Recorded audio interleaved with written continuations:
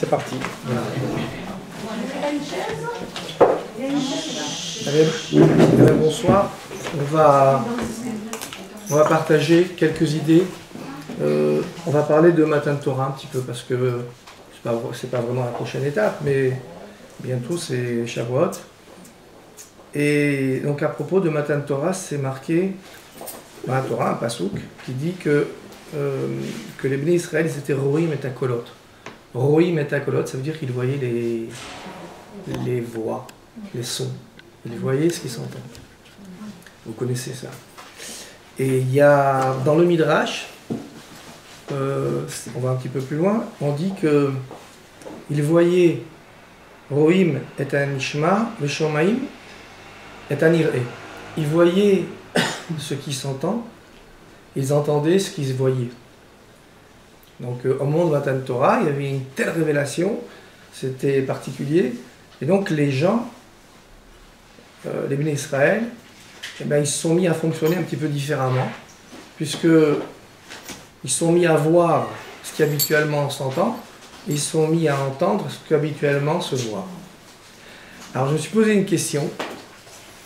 Alors, apparemment, elle n'a pas tellement d'incidence. Mais bon, des fois, on pose des questions juste pour induire certaines choses. Je me suis demandé, est-ce que, au moment de Matan Torah, comme le Midrash il dit, qu'ils voyaient ce qui s'entend et qu'ils entendaient ce qu'ils voyaient, est-ce qu'ils entendaient et ils voyaient ce qui s'entend, et ils voyaient, ils entendaient aussi ce qui se voyait. C'est-à-dire, est-ce que c'est devenu exclusif? Est-ce qu'à Matan Torah, on pouvait voir que ce qui s'entendait, et on pouvait entendre que ce qui se voyait, donc ça veut dire pas comme d'habitude. Est-ce qu'on leur a rajouté quelque chose d'autre, ou est-ce qu'on a inversé, on va dire, ces sens-là? Est-ce qu'à Matan Torah, on pouvait seulement voir ce qui s'entendait, mais plus voir ce qui se voyait. Et on pouvait entendre ce qui se voyait, mais on ne pouvait plus entendre ce qui s'entendait. Ou bien non. Comment? Parce que la machine s'est détraquée. Voilà. Est-ce que voilà, ça s'est détraqué un petit peu? Ouais. Ou alors non, ou alors on a rajouté, en plus de ce qui s'entendait, on pouvait on pouvait entendre ce qui se voyait, et l'inverse. Je ne vais pas répéter parce que c'est compliqué, mais vous avez compris. Vous avez compris? On ne peut pas entendre, voir quand même.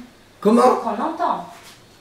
Parce que ce qu'on a entendu, c'est Hachem, donc on ne peut pas voir ce qu'on entend. Ouais, mais même ce qui s'est dévoilé, est-ce que c'était des mots, des sons, je sais pas. Oui, moi j'ai vu que c'était un souffle, vous voyez, des souffles. Ah, donc voir un souffle aussi, c'est pas bien. Voilà, c'est un peu. Donc ça veut dire qu'il y a quelque chose de. Alors, qu'est-ce qu'il y a? Pour moi, on ne peut pas voir Hachem, donc... Ah non, mais on n'a pas dit qu'ils ont vu Hachem. Mais oui, mais c'est le sens du mot, quoi. Alors... Qui c'est qui a parlé? C'est Hachem, donc ouais. Voir, qu'est-ce qu'on peut voir, ce qu'on a entendu, c'est pas possible. Ah oui, j'ai compris. Comme ils ont entendu Hachem, s'ils voyaient ce qu'ils entendaient, ils auraient vu Hachem. Ah, comme Hachem, il parlait... Ah, c'est très joli. Oui, c'est très joli. Mais écoutez, peut-être qu'on va venir à maintenant, j'ai compris grâce à ce que vous avez expliqué. D'accord. On va voir. Alors oui, parce que vous vous dites que si jamais... Ah, vous remettez tout en question. Comment c'est possible de voir ce qui s'entend, puisque c'est Hachem qui parlait, donc s'ils ont entendu Hachem, ça veut dire qu'ils l'ont vu, puisqu'ils ont... D'accord. Je sais pas, on va voir si on va arriver à un truc pareil. Oui, mais est-ce qu'ils peuvent l'entendre aussi? Est-ce qu'on peut l'entendre? Ah, il faut expliquer ce pasouk et ce midrash. Alors, moi j'ai écouté deux explications. Enfin, il y en a plus, hein, mais je m'en souviens de deux. Une que j'ai entendue du Rav Sadim, parce que moi j'aime bien écouter les shiurim de Rav Sadim, et une que j'ai écoutée dans un développement. Je ne l'ai pas écoutée vraiment dans ce contexte-là, mais j'ai l'impression qu'on peut l'appliquer dans un développement du Rav Eiman. Je fais un petit peu du shopping. On verra bien ce qui va sortir. Bon, alors il y a une première explication par rapport à ce qu'ils ont vu, ce qu'ils ont entendu. Et c'est celle que j'ai entendue de Rav Sadin, mais lui-même, je pense qu'il l'a lu dans le Maharal, puisqu'il est très branché sur le Maharal. Alors, il a dit la chose suivante. Comment est-ce qu'on va raconter ça? Alors, vous savez que j'ai écouté la semaine dernière, j'étais dans la voiture, j'ai écouté la radio. Et comme on ne peut pas trop écouter de musique, alors j'ai écouté des discussions. Et il parlait du clonage. Et c'est très intéressant parce qu'il disait qu'au début, ils arrivaient à cloner qu'à partir de cellules du fœtus, de l'embryon. Et après, c'était vraiment la grande réussite pour les chercheurs, c'est quand ils ont réussi à cloner à partir de n'importe quelle cellule. Alors, il expliquait, le professeur, là, il disait que dans les cellules de l'embryon, il y avait tout, potentiellement il y avait tout. Et après, quand la bête, puisqu'au début, jusqu'à présent, ils n'ont cloné que des bêtes, l'animal, il se développait, et dans la cellule, à l'origine, il y avait tout. Il y avait tout ce qui allait constituer un mouton, une chèvre, je ne sais pas quoi. Alors il a parlé, ça rejoint un petit peu l'explication que Rav Sadin a dit. Il a dit que à l'origine de la création, il n'y a pas de distinction, il n'y a pas de différenciation. Il y a, comme Hachem il est Ehad, alors il n'y a que un à l'origine. Les choses après elles se différencient, mais à l'origine c'est un. Et dit de la même façon que à partir d'une cellule, et les cellules dans ce tissu, elles sont toutes les mêmes. À partir de ce tissu, à partir de cette cellule, on va constituer, je sais pas moi, de la corne pour les ongles, du blanc d'œil pour les yeux, etc. À partir de la même cellule, tout va se différencier. Alors il dit c'est la même chose. Au moment de Matan Torah, on est revenu à une certaine origine. Et à cette origine-là, il n'y avait pas de différence au niveau des sens. Il n'y avait pas, ça n'existait pas. On pouvait percevoir Akadosh Baruch Hu, mais d'une telle manière qu'on n'avait pas besoin d'utiliser les sens. L'ouïe, le toucher, la vue. Tout ça s'était confondu à l'origine. Donc il dit qu'au moment de Matan Torah, la perception, le dévoilement d'Akadosh Baruch Hu, il était tel que on est revenu à l'origine de la création et on percevait les choses comme elles étaient. Comme elles étaient. On n'avait pas besoin de ces différents sens. Il dit c'est la même chose. Il dit que c'est la même chose par rapport à ces expériences qu'on fait au niveau du clonage, que à l'origine, la cellule, le tissu, c'est le même, toutes les cellules sont identiques, mais elles vont quand même se différencier, et quand elles vont donner un animal, un être vivant, il y aura tout, mais à l'origine, c'était une seule et même cellule, un seul et même tissu. Alors, si jamais on comprend que c'est ce qu'on veut dire quand la Torah nous dit Rohim et Akolot, que le Midrash il dit qu'on voyait ce qui s'entendait et qu'on entendait ce qui se voyait. Alors la question que j'ai posée, elle n'est pas de mise, puisque de toutes les façons, la question que j'avais demandé, c'est est-ce qu'ils entendaient aussi ce qui se voyait et qu'ils entendaient aussi ce qui s'entendait auparavant, et vice-versa pour la vue. Mais là, si jamais on dit que on est revenu à un état, on va dire, un état qui était l'état de la création au niveau de l'origine. Alors il n'y avait pas de oui, il n'y avait pas de regard, il n'y avait pas de vue. Donc c'était une perception sans aucune interface, sans aucun intermédiaire. C'était une perception pleine de Akadosh Baruch Hu. C'est pour ça que c'était terrible. On dit qu'ils sont tous morts parce que on ne pouvait pas supporter une chose pareille. Donc si jamais on l'explique Rohim et Akolot, comme on vient de dire, la question qu'on a posée ne se pose pas. D'accord? Alors, on va se brancher sur autre chose. On va essayer d'amener une autre explication à ce qu'on entend par Rohim et Akolot et Shomaim et Nir'e. Rohim est à Nishma veshomrim et anir'e. Et pour ça, on va ramener une parole du Gaon de Vilna. Le Gaon de Vilna, il a dit que pour être anav, pour être modeste, il fallait faire preuve de beaucoup de courage. Il fallait être très courageux pour être modeste. Et a priori, il n'y a pas de lien. Enfin, pourquoi il faudrait être courageux pour être modeste? Courage, c'est une chose, et la modestie, c'est une autre chose. Pourquoi est-ce que le Gaon, il dit, seuls les gens qui sont particulièrement courageux, ils peuvent être modestes. Mais si on n'est pas courageux, c'est pas possible, impossible d'être modeste. Quel lien y a-t-il entre le fait d'avoir du courage et le fait d'être anav? Moi, avant ça, j'aurais pu imaginer un poltron qui pourrait être modeste, et un type très courageux qui pourrait être présomptueux, je sais pas. Non? Je pense pas que ce soit le courage dans ce sens-là. C'est Ah, le fait dites-moi. de se travailler sur soi. C'est abstraction Pour de être, soi. voilà. On fait abstraction Parce de que, soi. on est très très vite emporté par ce qui nous entoure. Très bien, d'accord. Donc c'est pas le fait d'être courageux, d'être fort, enfin dans le sens premier du terme, la De puissance. n'en faire de rien. Non, c'est de se travailler, d'avoir la force de se travailler pour justement D'avoir rester le toujours courage un, de... pour ne Et pas être pourquoi alors on emporté appelle- dans le tourbillon qui... Par exemple, comme Et pourquoi on Moshe appelle ça du Rabbeinu, courage? Excusez-moi, pourquoi on appellerait du courage? Pourquoi je l'appelle On appellerait la ça du force courage.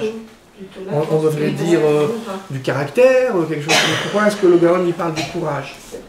Non, moi, je parle plus Bon, de on va l'annulation. utiliser ce que vous avez dit parce que c'est très bien, mais il faudrait comprendre pourquoi il faudrait du courage. Pourquoi il faudrait du courage pour être un. Excusez-moi. Par exemple, Moshe Rabbeinu, à la Shalom, si, comme elle disait, il lui a fallu du courage pour supporter tout ce que le peuple lui a subi. Oui. Donc il fallait être vraiment anav pour subir ce qu'il a subi. Donc, c'est Alors on aurait dit du courage. patient, on aurait dit patient. Moi j'aurais dit, si, dans ce sens, j'aurais dit il faut être très patient. Mais il n'a pas dit patient le Gaon, il a dit il faut être courageux. Courageux ça veut dire courage, du courage. Le courage c'est du courage quoi. Et il faut... Pourquoi est-ce qu'il faudrait du courage? Quelqu'un qui ne serait pas courageux ne pourrait pas être anav? Il y a des gens qui ne sont pas courageux. Est-ce que alors obligatoirement on va dire ben cela il n'est pas anav, c'est sûr, il n'est pas anav? Vous voulez dire quelque chose, Madame Morani? Oui, moi je pensais que c'est plutôt l'annulation de soi. Ça veut dire, bon, quand on... Ça c'est la anava. Oui, mais il faut avoir du courage. Quand on est considéré par l'extérieur, quand on est considéré comme tel, et qu'on veut arriver à être anav, ben, il faut faire abstraction de soi. Ça veut dire... Bravo, ah, très bien. faut Ça rejoint un arriver, petit peu. D'accord. On va développer voilà, ça. s'annuler en quelque sorte Très bien. aux yeux des autres. D'accord. Alors, je vais essayer de développer un petit peu ce qui a été dit. On va parler de deux épisodes. Une à propos de Moshe Rabbeinu et une à propos de Mordechai, à Yehudi. Alors, il y avait, vous savez, les Bnei Israël, donc quand ils étaient esclaves en Égypte. Et après, donc, Akadosh Baruch Hu s'est révélé à Moshe Rabbeinu. Il lui a dit, maintenant tu vas aller sortir les Bnei d'Israël d'Égypte. Bon, Moshe ne veut pas, il dit non, envoie quelqu'un d'autre, Il dit non, il avait peur, enfin, il était gêné par rapport à son frère. Et puis finalement, il accepte, il va chez Paro, et il commence à négocier avec Paro la sortie d'Égypte. Il demande à Paro de laisser sortir les Bnei Israël 3 jours pour aller servir à Kadosh Baruch. Ah, et vous savez la réaction de Paro. Quand Paro a entendu la requête de Moshe Rabbeinu, il a dit « Ah, mais quoi, ils pensent à faire des choses pareilles, c'est qu'ils ne sont pas assez occupés. Donc, tichbal à Avoda, et on va leur ajouter du travail. » Et donc, qu'est-ce qui s'est passé? C'est qu'auparavant, on leur fournissait les matériaux, les briques, et maintenant, il fallait qu'ils aillent ramasser de la paille, et qu'ils aillent donc fabriquer eux-mêmes les briques. Très bien. Alors, Moshe Rabbeinu et Aaron, quand ils sont sortis du palais de Paro, et les Bnei Israël, ils ont entendu les mesures, les dernières dispositions que Paro avait décidées, alors ils sont allés rouspéter. Ils sont allés voir Moshe Rabbeinu et Aaron, ils ont dit, mais qu'est-ce que tu as fait? Qu'est-ce que vous êtes en train de faire? qui vous a envoyé? Mais qu'est-ce que vous faites? Depuis que vous avez été parlé à Paro, c'est pire pour nous. Notre situation, elle est pire. Non seulement vous ne nous avez pas délivrés, mais l'esclavage, il est encore plus fort. Ça, c'est des psukim, hein, c'est dans la Torah qu'on explique ça. Très bien. Et donc ça, c'est la fin d'une paracha. La paracha qui suit... non, attendez. Avant la paracha qui suit, à la fin de la première paracha, c'est marqué que Moshe Rabbeinu, il s'est tourné vers Hachem, il s'est plaint. Et il a dit, Hachem, lama areota la amazé, pourquoi tu as fait du mal à ce peuple? La amazé shelachtani, pourquoi tu m'as envoyé? Ou meaz bati el paro, depuis que je suis allé chez Paro, era la amazé, alors ce peuple il est encore plus dans le désarroi. Ve'atzel lo itzalta, et tu n'as pas sauvé ton peuple. Ça c'est la fin de la paracha, et la paracha suivante. Alors, dans la paracha suivante, Hachem il répond à Moshe. Et ce qu'il lui dit, c'est un peu dur. Et il lui dit, tu sais, Moshe, je me suis révélé à tes pères, mais El Shaddai, c'est marqué dans le passouk. Ushmi Hashem lo noda'ati lahem, et je leur ai pas dévoilé mon nom. Et eux, ils n'ont pas bronché. Et toi, dès la première épreuve, dès la première embûche, tu viens, tu dis, mais pourquoi tu m'as envoyé, pourquoi tu m'as fait faire ça, j'aurais pas dû, et la basée chez l'Artani, et depuis que tu m'as envoyé, voilà, notre situation s'est aggravée. Alors on voit que Akadosh Baruch Hu, il a adressé un reproche à Moshe. Et pourquoi? Pourquoi? Mais c'est vrai, enfin, c'est vrai. Il lui dit, va chez Paro, moi je vais les délivrer, et il y va, et il sort, c'est pire que pire. Je ne sais pas si on n'a pas parlé une fois de ça ensemble. Non, je sais pas. Ouais. Pourquoi est-ce que Hachem, il lui parle des Havot? À ce moment-là, il dit, tu sais, Abraham, Yitzhak, Yaakov, c'est pas comme toi. Hein. Je ne me suis pas dévoilé comme je me dévoile à toi. Eux, ils n'ont pas posé des questions. Et toi, à la première difficulté, tu viens, tu me dis, pourquoi tu m'as envoyé? Alors, qu'est-ce qui s'est passé? Qu'est-ce qui se joue dans cette discussion entre Moshe Rabbeinu et Hachem? Et qu'est-ce que Hachem il reproche à Moshe? En vérité, dans cette discussion entre Hachem et Moshe, Hachem il lui reproche comment? Je disais, à aucun moment les trois patriarches n'ont remis en question Hachem, alors que Moshe l'a fait. Ouais. Il a interpellé. Ouais, alors que les patriarches n'ont jamais fait ça. Mais vous savez combien de cours... Alors regardez. Voilà. Oui, mais... Chazak. Alors regardez, ce que vous dites c'est très très très juste. Mais le problème c'est que combien de cours on a fait, combien de conférences ont été dites par rapport à, par exemple, quoi? Hachem, tu dis à Abraham, tu vas avoir une descendance, Ki Beitzra, Ki Karel et Chazara, et puis après tu lui dis, va le sacrifier. Mais nous, on a posé la question. Nous, il y a plein de conférenciers qui ont demandé, et il y a dans les Sfarim, ça regorge de questions pareilles. On dit, mais attends, je ne comprends pas. Tu me dis que je vais avoir une descendance, tu me promets une descendance. Et tu me promets que ma descendance, elle va venir de Yitzhak, et puis aujourd'hui tu me dis, va, tu vas l'égorger. Bah, il faut savoir ce que tu veux, attends, ça va pas. Nous, on les pose, vous avez déjà entendu dans des conférences ces questions. Alors il fallait dire non, on ne remet pas en question. Je suis d'accord avec vous. La seule différence, si je peux me permettre, ouais, bien sûr, allez-y. C'est que Moshe, il ne faut pas oublier dans quel contexte il a grandi. Ouais. Voilà. Enfin, je pense qu'il y a ça aussi. Dites-moi pourquoi. C'est-à-dire que depuis le départ, donc, les patriarches ont voué une totale confiance en Hachem. Ils n'ont jamais remis en question quoi que ce soit. Abraham lui-même, quand il avait dit, voilà, il aura une descendance et puis il est prêt à aller sacrifier son unique enfant. Ouais. D'accord? Alors que Moshe, il a grandi à travers des idoles, à travers plein de choses. Donc c'est quelque chose, déjà au départ lui-même, déjà...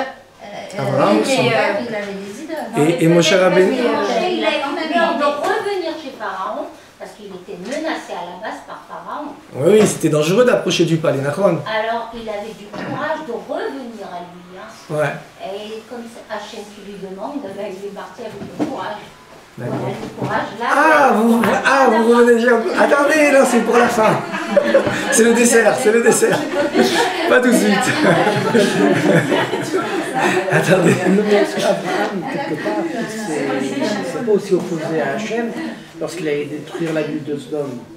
Il s'est aussi opposé. Ah oui, alors voilà, comme elle a dit la dame. Elle a dit, mais Moshe, il voulait défendre le peuple d'Israël, Abraham aussi. Oui. Ah ouais, Chazak. Abraham, Ouais, mais pourquoi pas. Abraham, il n'a pas reçu On l'a pas reproché. de réprimande. Au contraire, on fait son cheval, Ouais. plus par rapport à Noah.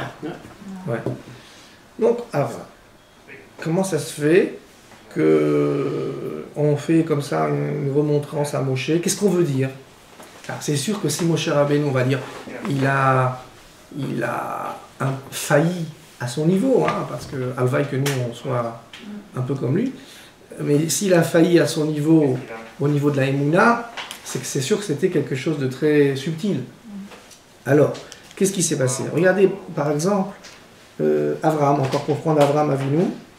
Abraham Avinu, Hachem, il lui dit, Lech lecha, allez, va-t'en. Va pour ton bien, tatata, el haaretz asher araeka, vers une terre que je te montrerai. Il arrive, il a dit Lech lecha, c'est-à-dire va pour ton bien. Lecha, c'est, Rachid explique, pour toi, ça veut dire pour toi, anatra, pour ton bien. Ce sera bien pour toi que tu ailles là-bas. D'accord? Alors, il va là-bas, Abraham, il arrive en Canaan. Et qu'est-ce qu'il y avait en Canaan?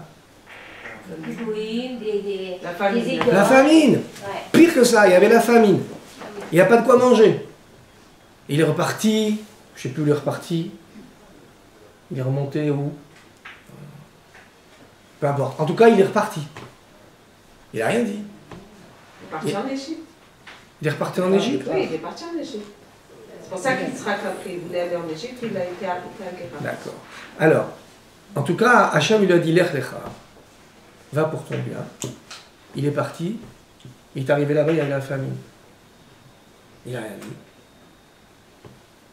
Ben, c'est quand même bizarre. Il lui dit va pour ton bien. Il arrive là-bas, il n'y a même pas de quoi manger. Après, il revient en Eretz Israël, Canaan. Une terre qu'Akadosh Baruch Hu lui a promis. Il a dit c'est pour toi, pour ta descendance. Il perd sa femme. Il faut qu'il achète à prix fort une concession pour enterrer Sarah. Ben, c'est chez moi là, je suis chez moi là. Il dit rien. Il paye à Ephron. Il dit rien. Et ainsi de suite. Et les Havot, c'était tout comme ça. Alors qu'est-ce qu'il a expliqué là, le Rav, je sais qui j'ai dit, Rav Sadine, je crois aussi. Il a expliqué très joliment. Il a dit que les Havot, pour les Havot, une promesse d'Hachem, c'est quelque chose de plus tangible que la réalité, que le monde qui nous entoure. Ça veut dire qu'Abraham avait lu quand il est venu avec une promesse d'Hachem. Comment? C'est normal, excusez-moi. Comment? C'est normal. Alors on va prendre des exemples après dans notre vécu à nous, puis on va voir que c'est pas du tout pachout. Enfin, moi à mon niveau, c'est pas pachout. Hein. Alors en tout cas, Abraham Avinu, il est venu avec une promesse d'Hachem. Il a dit Ki be Yitzhak ikavel chazara, c'est de Yitzhak que tu auras une descendance. Ça vaut plus que tout ce qui peut se passer autour de lui. Il lui dit va là-bas vers cette terre, les Anatra. Parce que... Il a quitté sa famille. Oui, c'était très dur. Ouais. Et c'est dur hein, de se déraciner de l'endroit où on est né, où on a tous ses repères et tout, c'est très dur. Et il est quand même parti, il est arrivé dans un pays, il n'y a pas de quoi manger, c'est le minimum, il n'y a pas de quoi manger. Et jamais, ça lui effleure même pas l'esprit de dire, non, moi j'ai une promesse, ça y est, Nigmar, moi j'ai une promesse, la promesse d'Hachem, ça c'est plus fort que tout ce que je peux vivre. J'arrive en Canaan, j'ai pas de quoi manger, mais Hachem m'a dit que c'était pour mon bien. J'arrive devant cette épreuve de dire, va prendre ton fils et tu vas l'égorger. Mais il m'a promis qu'il béissera, qu'il carrera Zara, ça ne m'ébranle pas. Ça ne m'ébranle pas, parce que pour moi, une promesse, un Dvar Torah, une parole divine, c'est plus tangible, c'est plus réel que la réalité. Enfin, notre réalité, en vérité, qui est qu'une illusion. Alors, et ça, c'est très fort. Alors que Moshe Rabbeinu, quelque part, dans une certaine mesure, il s'est laissé, mais c'est hyper dur, parce que, comme elle a dit la dame, il avait tout un peuple à sauver, il avait tout un peuple à soulager. Ils étaient dans un désarroi terrible. Et il arrive, il dit, Hachem, va. Il dit, Hachem, va parler. Mais je veux pas, moi, envoie quelqu'un d'autre. Non, non, vas-y, toi qui vas aller, vas-y, tu verras comment je vais dire, qu'est-ce que je vais lui dire. Il lui donne des hôtes, il lui donne toutes les assurances. Il arrive là-bas, il sort, gros échec, c'est pire. Il dit, mais pourquoi tu m'as envoyé? C'est un peu humain quand même. Alors il lui dit, tu sais, les Havot, ils étaient surhumains. Et c'est comme ça qu'on doit être quand on veut être Moshe Rabbeinu. Tu peux pas te laisser impressionner par l'environnement, la réalité, notre réalité en vérité. Donc il lui dit, Hachem, je me suis dévoilé à Avraham, Yitzhak et Yaakov, et ils n'ont pas fait ce que tu as fait toi. Et toi, la première difficulté, c'est que tu t'es laissé impressionner par cette soi-disant réalité, tu n'aurais pas dû. Parce que moi, je t'ai promis, tu vas voir, retourne et tu vas voir, vous allez sortir.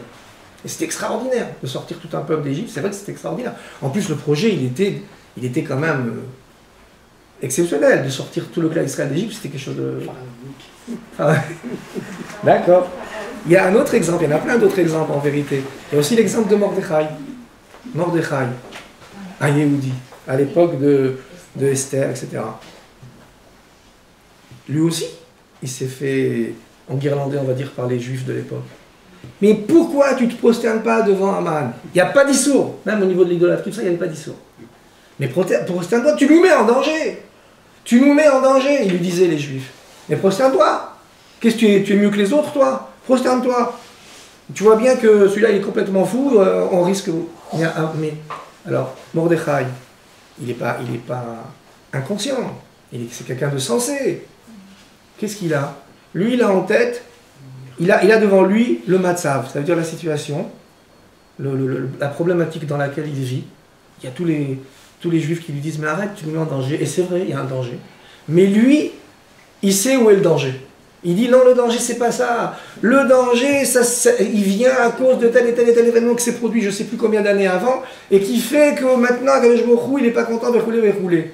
Il ne s'est pas laissé. Il faut être très fort. Il faut être très fort pour ne pas se laisser emballer par un matzav pareil. Alors lui aussi, quelque part, il a eu cette force de rester lui-même et de ne pas se laisser emballer par ce qui se passait autour de lui. Et ça, si vous voulez, on l'avait formulé d'une certaine façon. On avait dit que dans ce monde, le monde dans lequel on vit, il est géré par un ordre établi. Alors j'ai écrit comme ça vite fait, il y a la politique, il y a la diplomatie, il y a le religieux, tout ce qui est le culte, la religion, l'économie, le social, tout ça c'est des systèmes. Et l'homme, il a l'impression que s'il ne se réalise pas à travers un de ces systèmes, il ne va pas exister. Alors je donne un exemple. Celui-là, il m'avait trop plu à l'époque. Mais cet exemple, ça fait au moins 20 ou 25 ans que je l'ai entendu parce que ça s'est produit avec un de mes cousins, qui est devenu rabbin d'ailleurs. J'avais un cousin Germain, un cousin Germain, et quand il était un petit peu, je sais pas, il devait avoir 15-16 ans, je sais pas quelle année, il était intéressé par le limoud. Et il voulait étudier. Et les parents, wow, mais qu'est-ce qu'il va faire? Qu'est-ce qu'il va devenir? Vous savez, la grosse crise, quand on a Chas v'Chalila, un enfant qui veut faire du limoud, qui veut se donner complètement dans le limoud, c'est une catastrophe. Ken Yirbo, des catastrophes pareilles. Alors, ses parents, ils lui ont dit, non, pas question, mais comment il faut que tu te maries, que tu aies une situation, verroulé. Alors lui, il dit, non, je vais étudier, c'est pas bien de s'opposer à ses parents. Mais d'un autre côté, on a envie de faire un petit peu ce qu'on veut faire, les choses auxquelles on croit. Alors, Bassof, à la fin de toute cette dispute-là, ses parents, ils ont à bout de souffle, ils ont dit, alors, au moins fais rabbin. Oh, et ce qu'il a fait, il est devenu rabbin. Mais Baruch Hashem, c'est un bon rabbin, il a bien étudié, etc., il a fréquenté des yeshivot et tout. Alors, qu'est-ce que ça veut dire, au moins faire rabbin? Qu'est-ce que ça veut dire, cette réflexion? Je me rappelle, mon oncle, Arav Shalom, et ma tante, ils ont dit, bon, alors, au moins faire rabbin. Qu'est-ce que ça veut dire, au moins faire rabbin? Ça veut dire, au moins, parce que, si vous voulez, c'est dur, parce qu'eux, ils avaient déjà fait leur vie. Voilà, ils avaient déjà fait leur vie. C'est pas seulement un titre, voilà. Il dit, mais écoute, il faut que tu existes. Parce que eux, dans leur façon de penser, on ne peut pas exister en dehors de ces systèmes. Et on est tous mouche-pape à ça. Même ceux qui sont dans le limoud, même ceux qui... moi, par exemple, pendant longtemps, quand j'étais au collège, j'étais un peu angoissé, parce que dans certaines périodes, je n'avais pas de sécurité sociale. Après, je me suis repris. Je me suis dit, mais le rove des gens qui meurent, ils ont tous une carte vitale, quasiment. Alors, c'est pas ça qui nous laisse vivre, et c'est pas ça qui nous fait vivre en bonne santé. Il y a autre chose, mais bon, mais on peut pas, on peut pas. Les gens viennent vers vous et disent, mais t'as pas cotisé à la retraite, qu'est-ce que tu vas faire quand tu auras 60 ans? J'ai pas pensé, mais d'un autre côté, j'ai pas bousillé ma vie pour faire quelque chose, juste pour, que j'aime pas, juste pour avoir une retraite, vous voyez. Alors tout ça, c'est une réalité qui nous... Alors maintenant, comment on va faire si on veut exister en dehors de ça? Alors si on veut exister en dehors de ça, qu'est-ce qui se passe? Alors avant de vous dire ça, je vais donner une autre illustration parce que je trouvais qu'elle était belle. Une fois, je discutais avec Shaoul. C'est long, non? Non, je sais pas. Buvons tes paroles. Non, une fois, je discutais avec Shaoul. Vous connaissez Rav Shaoul? Et je sais pas, il s'était passé quelque chose dans les nations. Alors, il m'avait dit, c'était joliment formulé, il m'a dit de toute façon, tu sais, c'est marqué que ce qui se passe dans les nations, c'est la caisse de résonance de ce qui se passe dans le cas d'Israël. Ça veut dire, de la même façon que on prend une guitare, on va taper sur une corde, il va y avoir un tout petit bruit à l'origine, mais il y a une caisse de résonance qui va grossir le bruit, on va l'entendre de partout. Il dit, ben c'est pareil. Ce qui se passe dans le cas d'Israël, c'est ça, la petite corde qu'on est en train de frotter, et la répercussion, c'est les nations.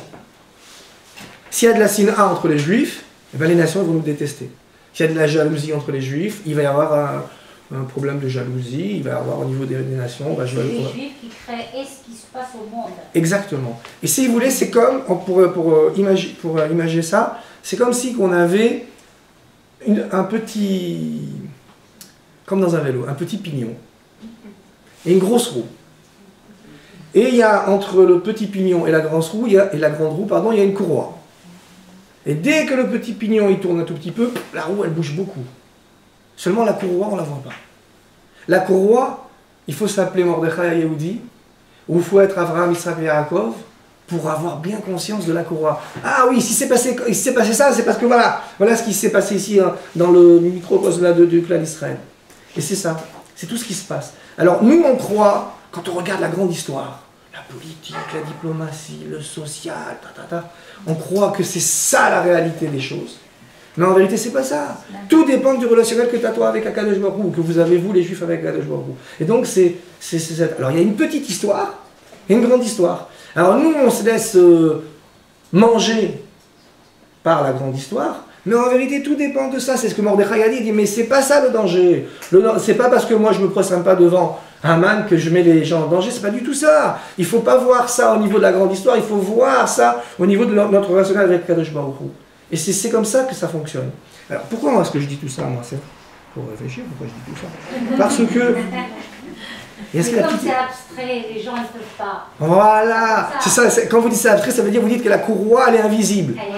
Mais elle existe. Elle existe. Alors puisqu'elle existe. Alors maintenant vous voyez que, imaginons que moi je fasse partie d'un système. Et je vois, alors je sais pas, je fais de la politique ou je suis rabbin. On a dit la religion, le culte ou le social, ce que vous voulez. Je fais partie d'un système. Et à un moment donné. Ce système-là auquel j'ai adhéré, parce que moi, je pensais que pour exister, il fallait que j'adhère à un système. Et en dehors de ça, comme on a dit, les parents ont dit, c'est au moins un rabbin, il faut que tu sois quelque chose, quelque part. Alors, à un moment donné, ce système-là, il se trouve en contradiction avec mes convictions. Qu'est-ce qui se passe maintenant? Maintenant, je vais devoir prendre une décision. C'est-à-dire là où dans le système dans lequel j'évoluais, et j'avais ma place, j'avais mon titre, j'avais mon mahamad, non, ça colle plus. Pour dire, non, ça colle plus, je démissionne ou je vais faire autre chose.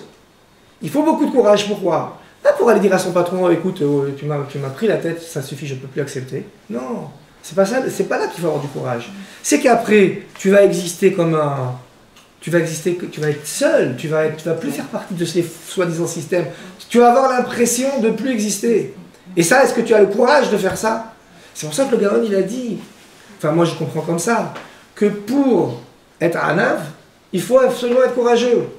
Parce que tous les gens qui continuent à adhérer à un système, et alors que ça colle plus, ils savent très bien, mais moi, mon père à la Vachalom, il a fait une carrière dans la police. Et il était très sérieux, très très bon policier, il avait reçu des médailles et tout. À la fin de sa carrière, il a compris que c'était une mascarade. Et bien c'est très dur. Après, non, maintenant moi je veux faire Shabbat et tout, dans Hachem, il a réussi tout ça, mais c'est très dur pour quelqu'un qui a passé le rof de sa vie, qui s'est investi dans un système. Et maintenant il voit que ça ne colle pas. Alors maintenant je vais m'orienter je vais devenir quoi? Alors là, il faut beaucoup de courage. Pourquoi? Parce que, qu'est-ce que je disais? Je sais plus ce que je disais. Parce que pour se déconnecter de ce système et d'exister, on va dire, dans l'ombre, il faut beaucoup de courage. Parce que tous ceux qui restent, pourquoi? Ils savent très bien que ça ne colle pas. Ils savent très bien que ce n'est pas normal. Ils savent très bien que leurs convictions ne vont pas du tout avec ce qu'ils sont en train de faire. Mais ils n'ont pas le courage de quoi? Ils n'ont pas le courage de laisser leur mahamad, leur statut. Parce qu'ils ont l'illusion de penser ils ont l'illusion de croire qu'on n'existe qu'à travers ces choses.